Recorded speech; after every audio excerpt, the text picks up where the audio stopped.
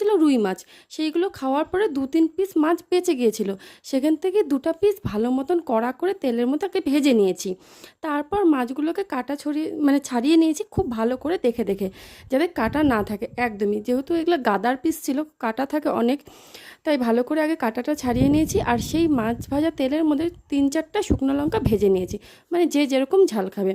তারপর সেই মাছের মধ্যে পেঁয়াজ কুচি, ধনেপাতা কুচি আর সেই শুকনো লঙ্কা দিয়ে আর পরিমাণ মতো লবণ দিয়ে আর সেই মাছ ভাজার তেল সামান্য একটু দিয়ে সুন্দর করে এটা মাখিয়ে নিয়েছি।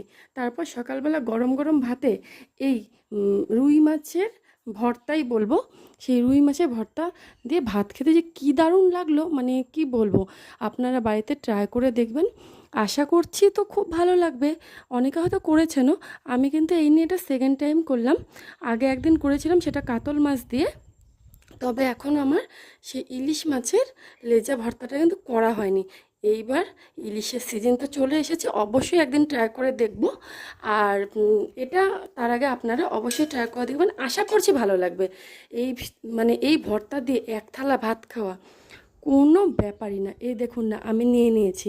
আর যা অসাধারণ লাগলো এই রুই মাছের ভর্তা দিয়ে।